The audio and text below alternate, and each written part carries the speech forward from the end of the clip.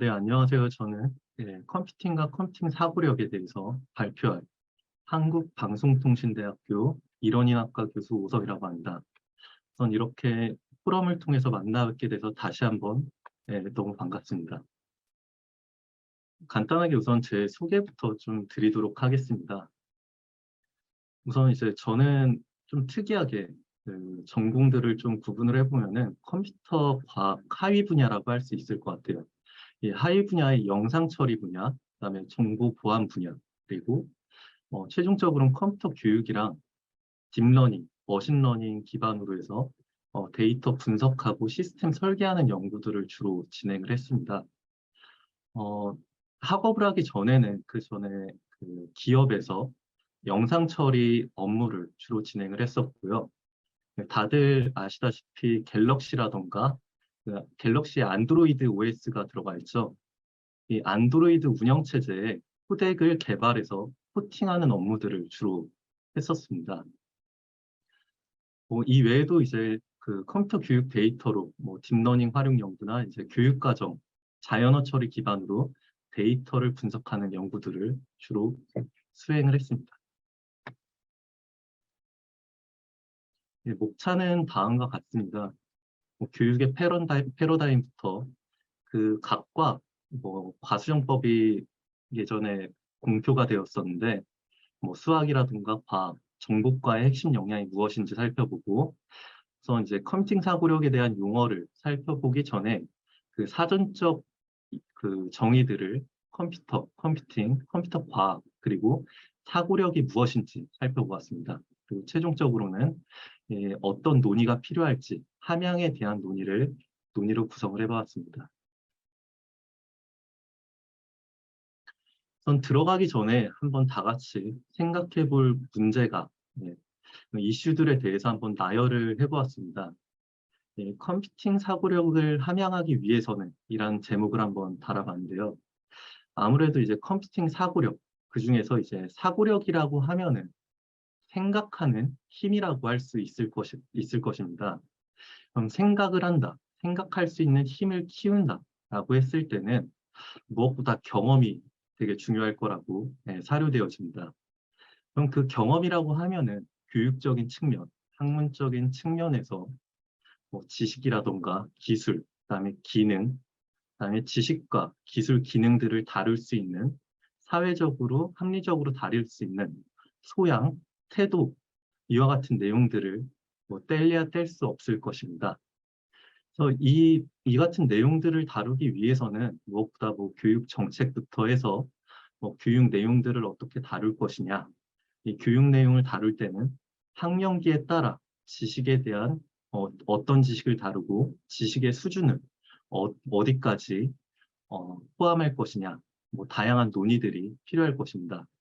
또한 교육과정이 설계가 된다고 하더라도 교수학습 방법이라던가 교육평가, 특히 이제 컴퓨팅이라는 그 정보과라는 학문 자체가 다양한 컴퓨팅 물리적인 인프라를 고려하기 때문에 교육 환경도 매우 중요할 것이고요.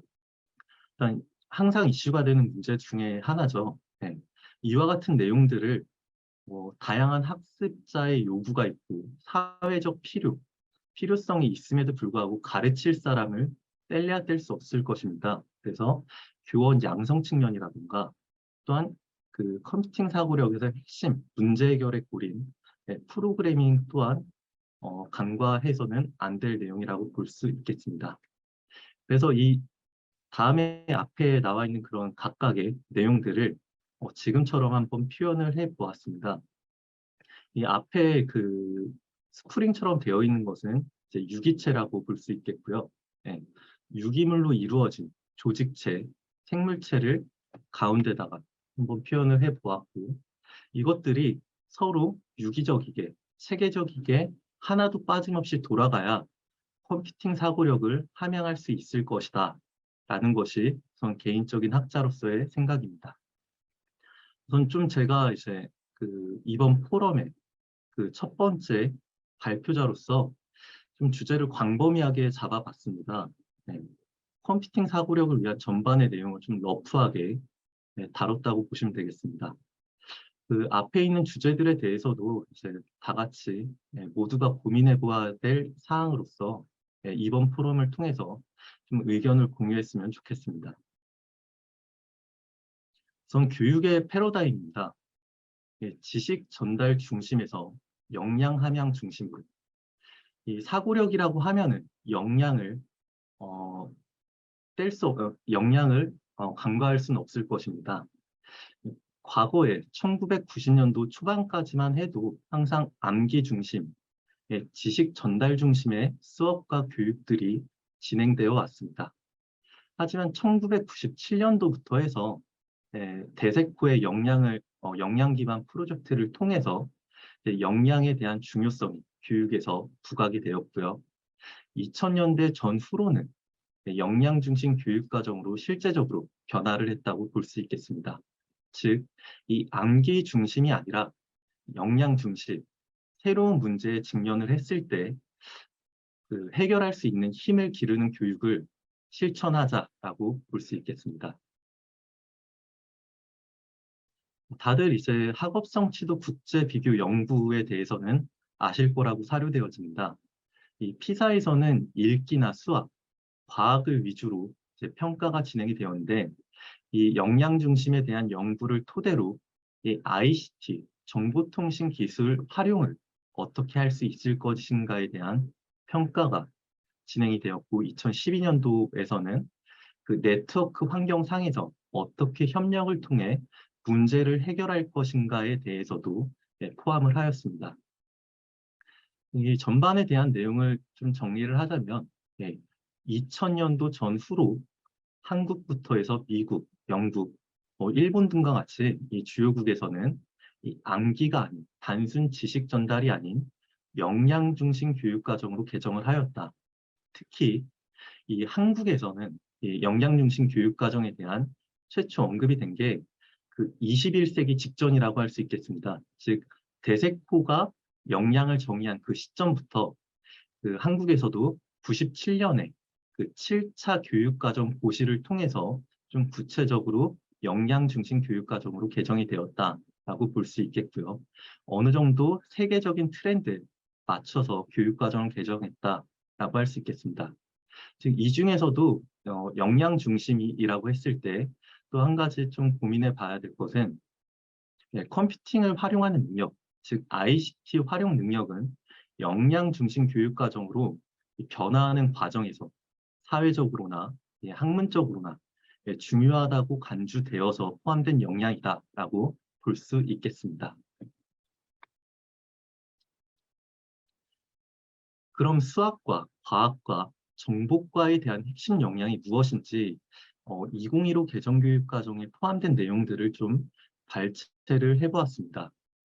수학과 같은 경우에는 크게 6가지 역량을 제시를 하고 있습니다. 문제 해결, 추론, 창의 융합, 의사소통, 정보처리, 태도 및 실천입니다. 구체적인 내용에 대해서는 발표 자료를 좀 참고해 주시길 바라겠고요. 이 수학과 역량을 좀 정리를 해보면은 태도나 실천까지 고려한 형태에서 수학적 지식을 기저로 해서 창의 융합까지 창의 융합적으로 문제를 해결할 수 힘으로 역량을 정의했다는 것입니다. 그럼 과학과 역량에 대해서도 한번 살펴보겠습니다. 이 과학과 역량 크게 5가지로 정의가 되어 있습니다. 특이하게 이 컴퓨팅 사고력과 유사하게 과학적 사고력으로 제시를 하고 있고요. 과학적 탐구 능력, 과학적 문제 해결력, 과학적 의사소통 능력, 과학적 참여와 평생학습 능력으로 구성이 되어 있습니다. 여기에서는 이제 살펴볼 것이 과학적 사고력, 과학적 문제 해결력입니다. 정보과 같은 경우에는 컴퓨팅 사고력 안에 문제 해결력까지 포함된 형태로 제시를 하고 있습니다. 근데 과학적 사고력의 경우 탐색, 탐구하는 과정에 필요한 사고라고 해서 탐구나 탐색에 좀 방점을 찍었다라고 볼 수 있겠습니다.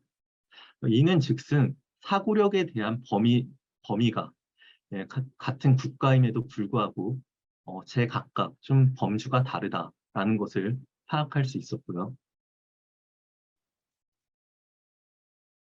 그럼 정복과 역량에 대해서 좀 살펴보도록 하겠습니다. 정복과 역량은 다들 아시다시피 크게 세 가지, 컴퓨팅 사고력, 정보 문화 소양, 그리고 협력적 문제 해결력으로 구성이 됩니다. 이 앞에서 말씀드렸다시피 과학적 사고력은 탐색하는 과정에서 필요한 사고라고 정의가 되어 있는 반면에 이 컴퓨팅 사고력의 경우는 탐색과 탐구, 즉 문제를 이해하고 발견하고 해결하는 과정까지, 문제 해결력까지 포함하는 형태라고 볼 수 있겠습니다. 일단 여기에서 한 가지 이제 우리 모두가 고민해 볼 사항들은 수학과 과학과 같은 경우는 핵심 역량으로서 6개, 5개 보다 구체적인 형태로 제시가 된 반면에 정보과 같은 경우는 이제 3가지 역량으로 제시를 했다. 꼭 역량이 많다고 해서 핵심 역량이 많다고 해서 좋다고 혹은 나쁘다고 할 수는 없을 것입니다. 반면에 그 역량에 대한 고민, 정보과에서 정말 필요한 역량이 무엇인가 라는 것에 대한 고민은 다 같이 한번 해볼 필요는 있을 것이라고 좀 사료가 되어집니다. 그럼 용어에 대한 정의를 한번 살펴보도록 하겠습니다. 저는 크게 2가지 출처를 통해서 한번 정리를 해보았습니다. 첫 번째는 국립국어원이고요. 2번째는 위키피디아에 대한 정의입니다. 국립국어원에서 정의하는 그 컴퓨터라고 하면은 자동 계산기를 정보통신 전자회로를 이용한 고속의 자동 계산기라고 정의를 하고 있습니다. 그리고 그 위키피디아 같은 경우는 디지털 기반의 전자기적 머신이다, 기계이다. 하지만 그 뒤에 부연 설명이 있죠. 프로그램을 할 수 있는, 즉 논리적이고 산술적으로 자동적이게 프로그램을 할 수 있는 전자기적 계산기다. 소프트웨어를 좀 강조한 정의라고 볼 수 있겠습니다. 여기에서도 또 한 가지 좀 강조드리고 싶은, 제가 좀 말씀드리고 싶은 사항들이 있습니다. 이 전문 용어라고 하면은 특정 분야에서 통용되는 단어입니다. 학문의 특수성을 대표한다고, 반영한다고 볼 수 있을 것입니다. 지금 이 국립국어원에서 정의된 이 용어 정의들을 한번 살펴보면 불변하거나 아마 이 정의에 대한 의미를 수정하는 데는 좀 큰 노력이 필요하다고 볼 수 있겠습니다. 즉, 이 컴퓨터라는 용어, 전문 용어를 살펴보았을 때도 외국에서 바라보는 컴퓨터와 국내에서, 우리나라에서 바라보는 컴퓨터에 대한 용어의 정의, 좀 강조하는 부분이 다르다는 것을 확인해 볼 수 있겠습니다. 그래서 향후에 가능하다면 전문 용어에 대한 정의에 대한 연구도 필요하지 않을까라는 생각이 듭니다. 그럼 2번째로 컴퓨팅 용어에 대해서 좀 살펴보겠습니다. 컴퓨팅이라고 하면은 국립국어원에서는 컴퓨터를 사용하는 행위, 즉 컴퓨터를 단순적으로 사용하는 행위를 의미를 합니다. 반면에 이 위키피디아 같은 경우는 컴퓨터는 목적 지향적인 활동이라고 말을 하고 있습니다. 즉, 그 목적에 대해서는 컴퓨터가 정말 필요로 하거나 아니면은 컴퓨터가 유익하게, 편리하게 작동을 한다던가 혹은 컴퓨터를 통해서 무언가 새롭게 창안을 할 수 있을 때 이와 같은 목적 지향적인 활동이 컴퓨팅이다. 좀 더 이 국립국어원에서 발표한 내용보다는 창의적인 내용까지를 포함하고 있는 정의라고 볼 수 있겠습니다. 그럼 컴퓨터 사이언스에 대한, 컴퓨터 과학에 대한 정의도 한번 살펴보도록 하겠습니다. 국립국어원에서는 컴퓨터에 관한 이론, 하드웨어, 소프트웨어 중점을 둔 정보과학의 한 분야다. 실제 이 컴퓨터 과학과 관련된 컴퓨터 정보 교육과 관련된 회의에 가면은 항상 이슈가 되는 부분이 있습니다. 컴퓨터 과학이냐, 정보과학이냐, 혹은 정보학이냐. 근데 국립국어원에서는 이제 정보과학이라는 그런 용어, 정보과학의 일환으로서 컴퓨터 사이언스가 이제 포함이 되어 있는 형태입니다. 위키피디아에서는 컴퓨터 과학은 하나의 연구 분야로서 계산적 혹은 자동적 혹은 정보를 다루는 연구 분야이다라고 말을 하고 있습니다. 제가 밑에 하단에는 제가 예전에 좀 궁금해서 인공지능과 CS가 언제 모태했을까에 대한 내용을 좀 추가로 한번 붙여보았습니다. 실제 이제 전기전자라는 용어가 탄생하기 전에는 이 용어가 탄생하기 전에는 과학 분야에 특히 물리 분야에서 파생된 용어로서 전기전자라는 용어가 탄생이 되었습니다. 꽤나 좀 오래 전부터 이 용어가 탄생이 되었죠. 이후에는 전기전자 분야에 대한 도약이 시작되었고, 이 전쟁 이후로, 2차 세계대전 전후로 해서 전기전자에 대한 분야가 상당히 진보를 했다고 합니다. 그리고 1940년도에는 우선 컴퓨터가 개발이 된 시점이고요. 이후에는 컴퓨터 과학이라는 용어가 정립되기 이전에 인공지능 학술 분야와 전자공학에 대한 학술 분야가 탄생했다는 것입니다. 실제 컴퓨터 과학보다는 인공지능의 학술 분야가 먼저 탄생했다는 것을 좀 파악할 수가 있었습니다. 그리고 컴퓨터 과학이라는 교육과정이 처음에 공표된 것은 1968년 ACM을 통해서 공표가 되었습니다. 대개 인공지능 분야가 전기 분야냐, 물리 분야냐, 다양한 논점거리, 쟁점거리가 많았었는데 제가 파악한 바로는 ACM에서 인공지능이란 내용으로서 교육과정에 처음으로 포함을 시켰고요. 이후에는 97년에 컴퓨터 과학 인증위원회에서 구체적으로 인공지능, 그다음에 병렬 및 분산 처리, 수치 및 기호 계산까지 포함한 형태로 교육과정에 CS 영역을 제시했다는데 좀 의미가 있다고 볼 수 있겠습니다. 이 부분에서도 좀 저도 요즘에 많이 고민하는 부분 중에 하나가 저도 이제 소프트웨어 개발을 예전에 그 엔지니어를 했었는데 이게 과연 그 소프트웨어에만 집중을 하는 것이 맞을까라는 생각이 좀 들더라고요. 태초에 1940년대와 50년대 그 학자들을 보면은 수학 혹은 전산학자 혹은 인지과학을 전부 다 다루고 있는 CS를 한다고 해도 여러 가지 분야를 다 병렬적으로 종합적으로 다루는 학자들이 많았습니다.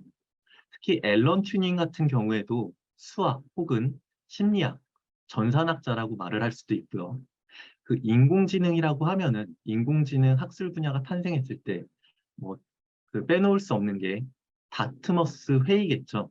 이 다트머스 회의에서도 존 메카시라던가 마빈 마빈 민스키 학자 같은 경우에도 수학이나 인지과학, 컴퓨터 과학자라고 불리우고 있습니다. 즉, 이 컴퓨터 사이언스, 정보라는 학문을 다룰 때 꼭 소프트웨어 방점을 둔다기보다는 수학, 인지과학과 같은 다양한 학문 분야도 함께 다루는 것이 좋지 않을까라는 생각이 좀 들었습니다. 즉, 이를 통해서 좀 컴퓨터 사고력에 접근할 수 있지 않을까라는 생각도 같이 들었고요. 그럼 네 번째로 사고력에 대해서도 한번 살펴보도록 하겠습니다. 이 사고력이라고 하면은 국립국어원에서는 되게 간단 명료하게 정의를 하고 있습니다. 생각하고 궁리하는 힘이다. 대부분 우리가 말하는 사고력은 생각하고 궁리하는 힘이다. 이 내용은 실제 이 과학적 사고력에서 하고 있는 이 맥락과 일치한다고 볼 수 있을 것입니다. 반면 정보과에서 말하고 있는 컴퓨팅 사고력보다는 좀 협의적인, 협소적인 정의의 사고력에 대한 정의라고 볼 수도 있겠고요. 위키피디아에서는 좀 사고력을 협소적으로, 협의적으로 혹은 광의적으로 정의를 하고 있습니다. 상식적으로 사고는 인지 과정을 나타낸다. 하지만 이 가장 일반적인 패러다임으로서는 판단이라던가 아니면 추론, 아니면 특정 개념을 형성한다던가 문제를 해결하는 그런 과정까지 사고력이라고 할 수 있다. 우리가 여기서 또 한 가지 앞으로 협의를 해야 될 게, 연구를 해야 될 내용이 사고력에 대한 범위일 것 같습니다. 같은 국가에서 나오는 사고력이라고 하면은 협의적으로 생각하고 궁리하는 힘으로 접근할 것인지, 혹은 문제 해결까지 포함한 형태의 사고력을 의미하는 것인지, 이런 부분에 대해서도 이제 다양한 학자의 협의를 통해서 한번 고민을 해볼 필요가 있다고 볼 수 있겠습니다. 그럼 컴퓨팅 사고력이 무엇인지 다들 이제 너무나 많이 아실 것 같습니다. 영국이라던가 미국, 그다음에 한국, 호주, 다양한 국가에서 CT에 대한 정의는 다 제각기 제시를 하고 있지만은 공통적으로 의미하는 바로서는 다들 비슷합니다. 그래서 CT에 대한 정의, 컴퓨팅 사고력에 대한 정의를 한 좀 영향력이 큰 학자들에 대해서만 좀 다뤄보았습니다. 시무엘 페퍼트 같은 경우에는 컴퓨팅 사고력에 대해서 처음 언급을 하였고요. 이 정의를 보시면은 알고리즘으로 해결할 수 있다. 방점은, 핵심은 효율성을 개선하는 데도 사용이 된다라고 하고 있습니다. 하지만 제가 여기서 궁금했던 것은 이 알고리즘에 대한 범위였습니다. 단순 자연어나 아니면은 순서도, 특정 개념도만은 포함하는 알고리즘인지, 아니면은 프로그래밍까지, 최종 산출물까지 포함한 형태인지에 대해서도 좀 궁금했고요. 두 번째, 윙 같은 경우에는 컴퓨팅적 사고를 한다는 것은 컴퓨터 공학의 기본 개념을 통해 문제를 해결하고, 여긴 문제 해결력까지 포함을 시킨 상태입니다. 또한 시스템 설계와 사람의 인지적 행동까지를 이해할 수 있다는 것을 컴퓨팅 사고력이라고 말을 하고 있습니다. 그 뒤에 되게 중요한 문장이 하나 더 나오더라고요. 이 컴퓨팅 사고력에서 무엇보다 중요한 것은 이 프로그래밍이 아닌 개념화라는 것입니다. 다들 이제 프로그래밍을 항상 강조를 하지만은 물론 매우 중요할 것입니다. 프로그램을 통해서 문제를 해결하고, 또한 프로그램을 다양한 분야에 접목시켜서 자동화시키면서 뭔가 또 다른 무언가를 창출해내기도 하죠. 근데 실제 공교육으로서 컴퓨팅 사고력에 방점을 찍는 것은 프로그램 산출물보다는 개념화를 시키는데, 절차화나 알고리즘화를 시키는데 좀 더 강조를 해야 된다라고 언급을 하고 있습니다. 데닌 같은 경우는 2007년에 컴퓨팅 모델과 관련된 정보 프로세스로 표현하고 알고리즘 솔루션을 찾는 문제 해결 접근 방식이라고 하고 있습니다. 즉, 문제 해결 접근 방식이라고 하면은 꼭 해결까지 가지 않더라도, 해결은 못하더라도 어떻게 할 수 있는지, 어떻게 컴퓨팅을 활용해서 문제를 접근할 수 있는 것인지에 대한 개념화, 어느 정도 맥락을 같이 한다고 볼 수 있을 것 같습니다.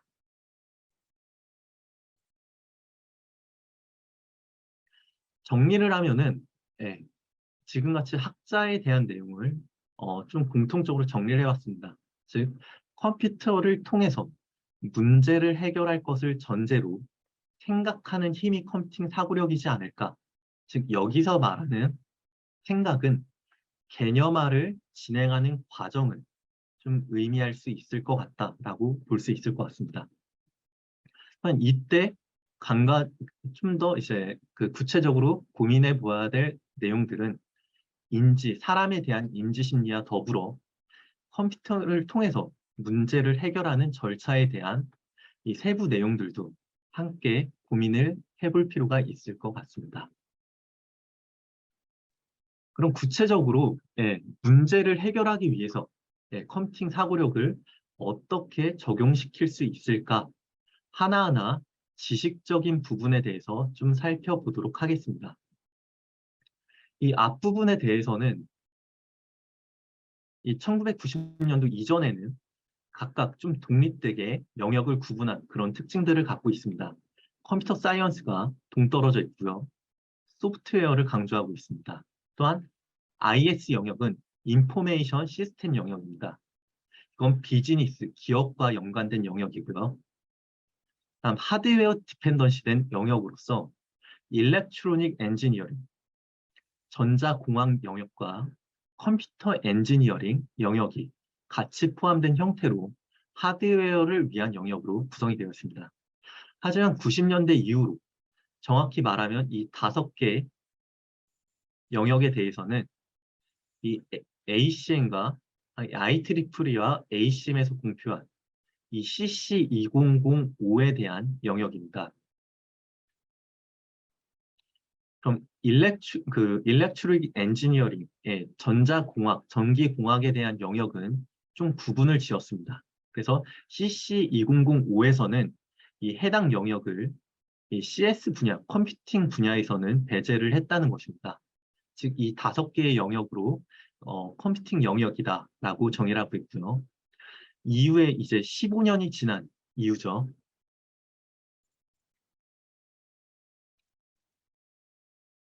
15년 이후에는 2가지 영역이 좀 더 추가가 됩니다. CSEC라고 해서 사이버 시큐리티 2017년에 사이버 시큐리티라는 영역이 하나 생성이 됩니다. 또한 이 DS라는 데이터 사이언스 영역이 2019년에 생성이 되어집니다. 여기도 동일하게 이 전기공학 분야에 대해서는 언급을 하고 있지 않은 형태이고 무엇보다 다른 학문 분야보다 이 지식 영역에 대한 생성이 좀 더 빠른 분야이다라고 볼 수 있겠습니다. 컴퓨터과학 지식 체계입니다. 제가 기존에 했던 연구이고요. 예전에는 2001년도에는 컴퓨팅 커리큘라라고 해서 이게 CS라고 보시면 되겠습니다. 2008년도에는 영역명, 컴퓨팅이라는 영역명이 컴퓨터 사이언스로 변경이 됐고 세부적으로 지식 영역과 특히 2013년도에는 4가지의 지식 영역이 신설된 것을 확인해 볼 수 있겠습니다. 즉, 컴퓨터 사이언스 내에서도 새로운 지식 영역들이 새롭게 생성되고 있다라고 볼 수 있겠고요. 그 CC 2020에 나와 있는 이 CS 지식 영역도 이 18개 영역과 동일합니다. 한 가지 추가적으로 좀 첨언드리고 싶은 내용은 일본 같은 경우 그 미국에서 공표하고 있는 이 CC 2020과 맥락을 같이 하고 있습니다. 일본에서는 MR 영역이 추가로 있습니다. 그래서 19개 지식 영역을 다루고 있는데 이 미디어 리프레젠테이션 영역은 애니메이션, 그 일본 산업에 대한 애니메이션과 영상 사업을 고려해서 새로 신설한 영역이라고 볼 수 있겠습니다. 시간 관계상 빨리 지나가도록 하겠습니다. 그래서 세부 지식 체계에 대한 지식이 새롭게 생성되거나 제거되고 시간이 갈수록 좀 더 빨리 변화하고 있다라고 말씀을 드릴 수 있겠고요. 그래서 여기에서 저희가 한번 고민해 볼 사항들은 대상이라고 하면 초중등, 고등, 교양, 비전공, 이 학문에 대한 지식에 대한 계열성, 계속성을 고려해서 고등교육에서 교육과정이 개설이 되면은 그 교육과정을 토대로 초중등과 고등, 그다음에 교양 혹은 비전공, 부전공에서는 어느 정도 수준으로 다뤄야 될까? 또한 새롭게 생성되는 지식을 꼭 필수로 다뤄야 할 것이냐에 대한 고민들을 한번 해볼 필요가 있겠습니다. 그 컴퓨팅과 이 부분은 좀 스킵하도록 하겠습니다. 네.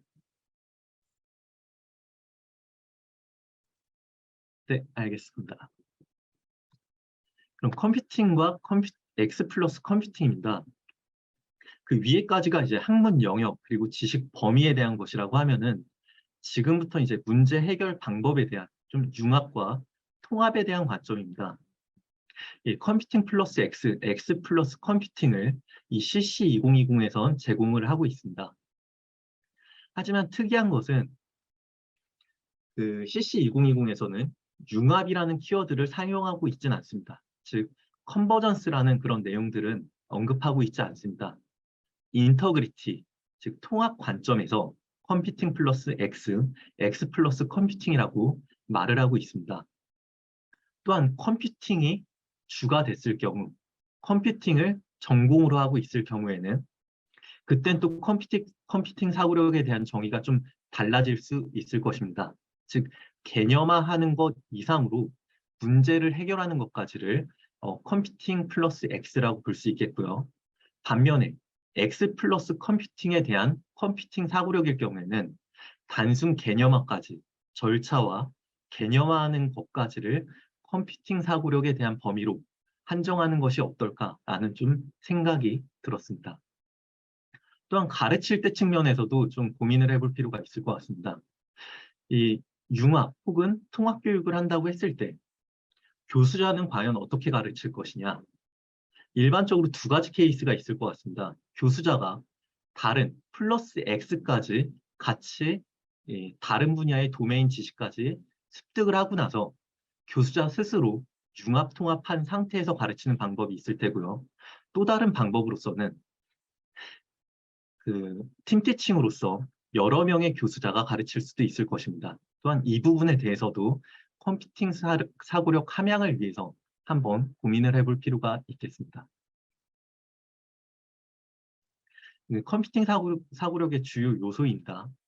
이 내용, 가장 핵심적인 것은 이 9가지 단계입니다. CSTA와 IST, 초중등 교육을 위한 컨소시엄이죠. 여기에서 이제 IST 회원인 데이비드 바가 연구한 내용을 토대로 이 9가지 컴퓨팅 사고력의 주요 요소를 제안을 했습니다. 즉, 이 주요 요소는 문제 해결 절차로도 볼 수도 있겠습니다.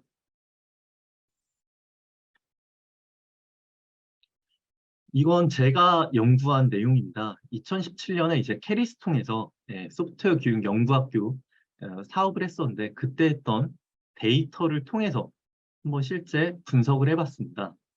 구체적인 내용은 이 하단의 출처를 좀 참고를 해주시고요. 이 엘레멘트 같은 경우는 앞서 나온 내용을 토대로 좀 커스텀을 한 상태의 컴퓨팅 사고력 기반 문제 해결 절차입니다. 그 내용을 4개에 대한 역량으로 좀 구분을 하였습니다. 분석, 모델링, 그리고 구현, 일반화 과정입니다.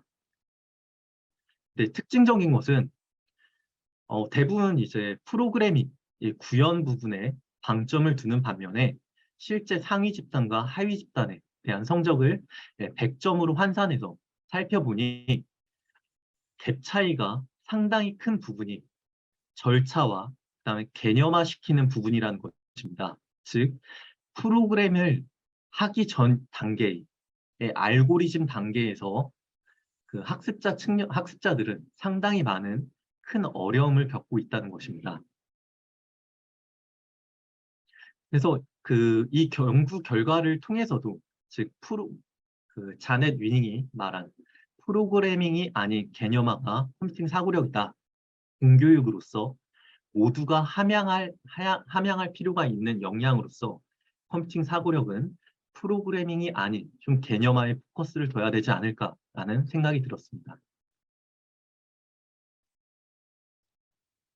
그래서 마지막 논의입니다. 이 부분에 대해서는 제 발표는 여기까지고요.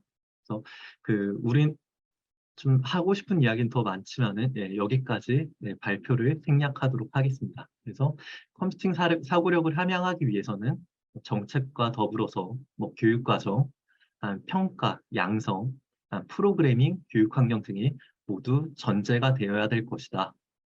라고 네, 발표를 끝마치도록 하겠습니다.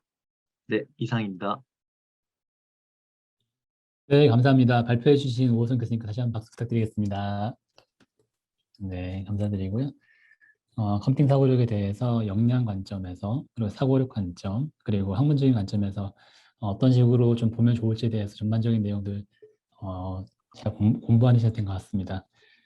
그리고 다음에 이제 김철민 교수님께서는 저희가 오늘 급히 개인적인 사정이 있으셔가지고 토론 자료집을 보내주셨고요. 아까 이영석 교수님께서 말씀 주신 것처럼 예전에 저희가 이 워크숍, 이 포럼을 준비하기 위해서 사전 모임을 가졌었습니다. 정보과학회에서 가졌었고요. 그 당시 때 나누었던 이야기들은 유튜브에 발표 자료로 다 올라와 있거든요. 그래서 혹시 시간 되시는 분들께서는 나중에 지금 제가 채팅창에다가 해당 유튜브 채널을 공유했습니다. 들어가셔가지고 그때 어떤 이야기들이 이루어졌는지 한번 보시면은 도움이 되지 않을까 합니다. 자, 그러면은 토론으로 바로 넘어가도록 하겠습니다. 토론은 지금 오성 교수님 발표에 대해서 아마 발표 자료를 보셨기 때문에 보시고 추가적으로 좀 더 이런 것도 논의하면 좋겠다라거나 하는 내용들 있으시면 좀 편하게 말씀 주시는 자리라고 생각하시면 되겠습니다. 조혜춘 교수님 준비되셨을까요?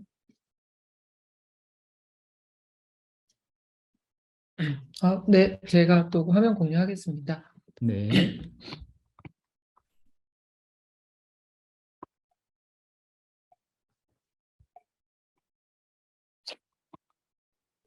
네, 잘 보이시나요? 네. 네, 네, 잘 어, 보입니다. 네.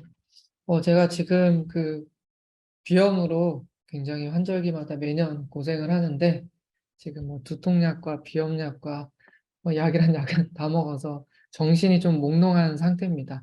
그래서 좀 이해를 부탁드리고요. 목소리도 발표하는데 아마 좀 지금 코가 막힌 목소리로 들리실 것 같아요. 그래서 조금 양해를 부탁드리고요.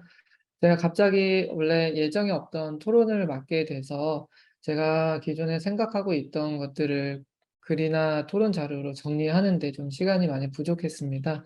그래서 그 부분에 있어서 좀 짧게 제가 토론을 하고 또 다른 참가자분들도 혹시나 더 추가적으로 얘기하거나 토론할 부분이 있으면 같이 진행해 주시면 좋을 것 같습니다. 우선은 오성 교수님 발표 굉장히 잘 들었고요. 이번 워크숍과 오성 교수님 발표를 통해서 기존의 컴퓨팅 사고력에 대해서 많이 고민하고 생각하고 있었던 내용들 중에서 아주 기본적인 그리고 정의를 할 수 있는 부분에 있어서 다시 한번 차근차근 정리할 수 있는 시간이 돼서 너무 좋았던 것 같습니다. 그래서 이 주제에서는 우리 컴퓨팅 사고력을 학문적으로 좀 접근하는 걸 주제를 가지고 생각을 하고 있는데 컴퓨팅 사고력을 어떻게 보면은 이론적 학문이라는 생각보다는 단순하게 아까 우호성 교수님께서 얘기하신 대로 단순한 사고라고 생각이 되어집니다. 그래서 이걸 학문적으로 접근하는 게 과연 맞는가라는 생각이 들고요. 그러면서 이걸 우리가 컴퓨팅 사고력이라는 것을 좀 학문적으로 접근하기 위해서는 방금 전에 발표에서 얘기하셨듯이 우리가 사고력의 범위를 다시 한번 좀 정의하는 그런 연구나 고민들이 많이 필요하다라는 생각이 듭니다. 그래서 사고를 단순하게 인지하는 과정이나 뭐 생각하고 궁리하는 이런 데에서 멈추는 게 아니라 그 범위를 조금 더 확대를 해서 일반적인 패러다임으로 우리가 뭐 판단하고 추론하고 개념화하고 그리고 문제 해결하는 과정까지 이 모든 것들을 우리가 사고력이다라고 좀 범위를 확대 해석해서 다시 한번 학문적으로 컴퓨팅 사고력을 좀 정의를 하면 좋지 않을까라는 생각이 들고요. 그렇게 했을 때 우리가 이제 컴퓨팅 사고력을 조금 더 학문적으로 접근해 볼 수 있지 않을까라는 생각이 들어집니다. 그래서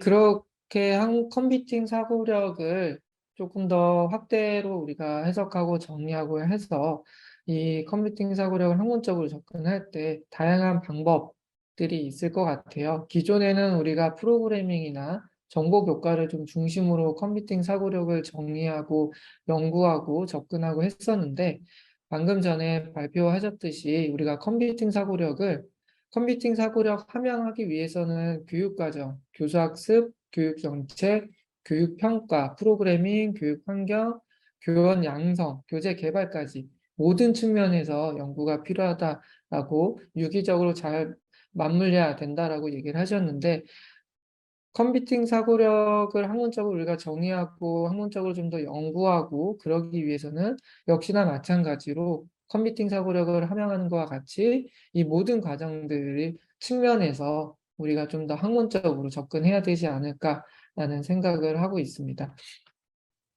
그리고 또 한 가지는 이제 컴퓨팅 잠시만요.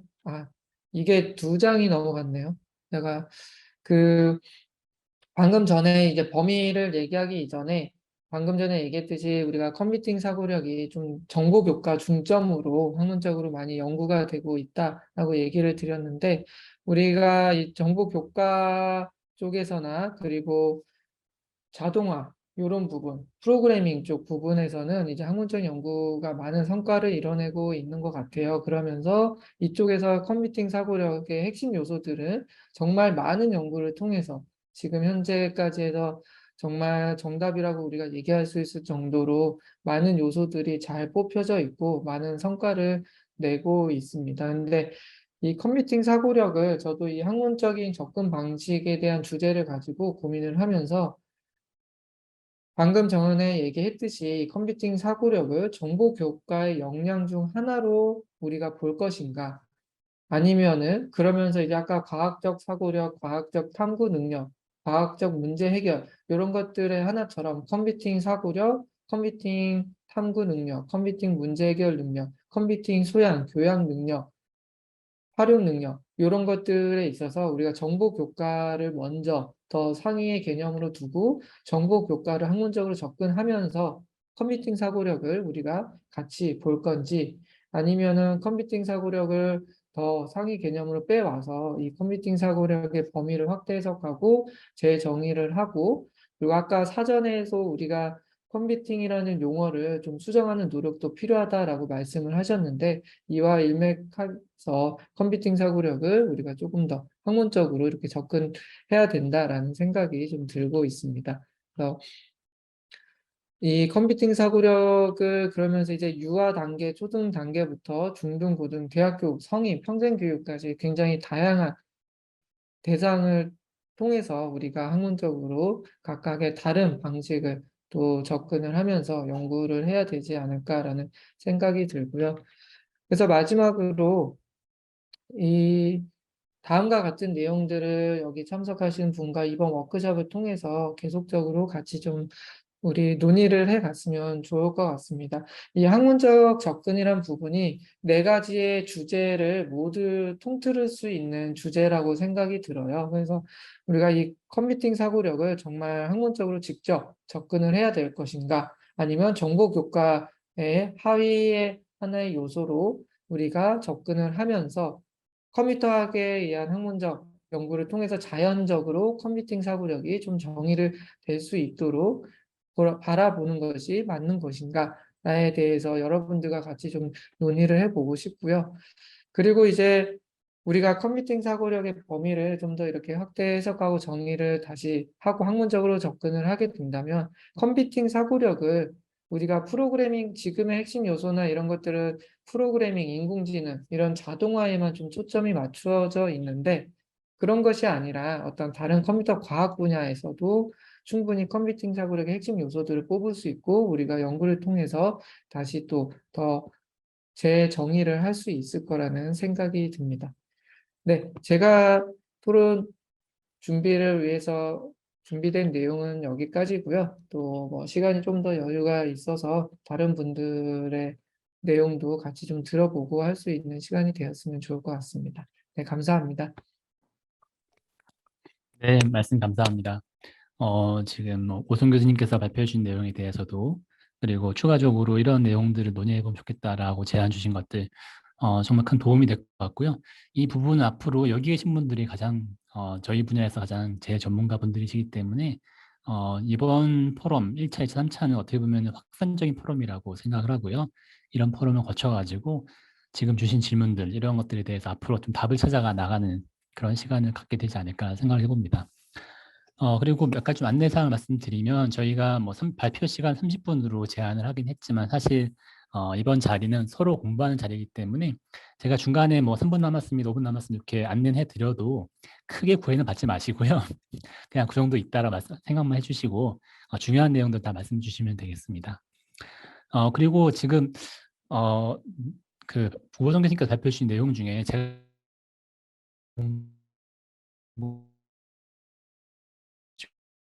그리고 질문 하나만 드리고 좀 한데 와 어, X 플러스 컴퓨팅에 대해서 말씀 제일 주셨습니다. 중요한 부분이 지금 잘려가지고 예, 네, 통신 그렇네요. 상태가 좀 네, 제가 질문 한 가지만 하고 좀 넘어갈까 하는데요. 네. 그러니까 여기 말씀 주신 내용 중에 컴퓨팅 플러스 X와 X 플러스 컴퓨팅 부분이 제가 봤을 때 좀 중요한 생각이 좀 들었습니다. 말씀 듣다 보면서. 그게 왜 그러냐면 지금 우리가 융합교육이라는 게 가장 중요한 이슈 중에 하나로 떠올랐는데요. 거기에 대한 어느 정도의 방향성을 그 부분에서 말씀을 좀 줄 수 있지 않을까 생각이 좀 들었습니다. 그런 관점에서 교수님께서 융합과 통합이 조금 다르다는 말씀을 주신 것 같습니다. 그 관점에서 지금 우리의 융합교육을 어떻게 좀 바라보면 좋을지 혹시 말씀을 좀 주실 수 있을까요? 실제 그 국내 초중등 연구들을 보면은 프로그램 개발된 내용들을 보면은 융합이라는 키워드를 상당히 많이 쓰고 있습니다. 그리고 뭐 미국에서도 융합이라는 키워드를 쓰고 있긴 한데 그 융합에 대한 주체가 우선 되게 중요한 것 같아요. 네, 주체라고 하면은 그 학습자가 어떻게 융합이 됐는지 그 융합에 대해서 그 과정은 아무도 모를 것 같거든요. 그래서 융합보다는 가르칠 때 통합이라는 키워드가 더 맞지 않을까라는 좀 생각이 들었고, 그다음에 대표적으로 통합이라는 키워드를 쓰는 딱 하나의 국가를 그 최근에 발견한 게 인도였습니다. 인도 같은 경우는 인공지능을 통합해서 가르친다라고 해서 다른 분야, 뭐 영어라던가 아니면은 음악, 과학 분야에서 통합교육이라는 명칭을 사용하고 있습니다. 그래서 그 교육 과정을 구성할 때도 실제 융합이라는 키워드 혹은 융합적 관점으로 교육 목표라든가 성취 기준을 작성하기도 그 매우 어려울 것 같습니다. 그래서 그 융합보다는 통합 관점으로 접근하는 게 더 적절하지 않을까. 그리고 그 핵심적인 것은 융합에 대한 그 학습자가 어떻게 융합을 했을지는 모르겠지만은 그 산출물을 융합돼서 어떤 사고를 통해 무언가 모르는 사고를 통해서 나온 결과물을 어떻게 평가할 것인지 좀 평가의 방점을 맞춰보는 건 어떨까라는 그런 개인적인 생각이 있습니다. 네, 이상입니다. 네, 감사합니다. 현재 융합교육에 대한 좀 문제의식을 가지고 통합교육 관점에서 한번 생각해 보자는 말씀이신 것 같고 아마 추후에 우리가 그러면 융합과 통합의 차이가 정확히 무엇인가에 대한 논의도 추가적으로 좀 이루어져야 될 것 같습니다. 네, 혹시 뭐 네, 또 한 가지 말씀드리고 싶은 것은 그 실제 프로그램들을 살펴보면은 국내 프로그램 살펴보면 융합이라는 키워드가 정말 맞지 않다고 생각이 드는 가장 큰 이유가 대부분 활용 방법에 집중이 되어 있습니다. 도구 활용 방법들. 과연 도구 활용 방법이 융합 교육이냐라는 그런 의문도 좀 들었습니다. 네, 이상입니다. 네, 감사합니다. 말씀 감사드리고 그 부분 앞으로도 우리가 잘 정리해서 같이 논의해 나가면 어떨까 합니다.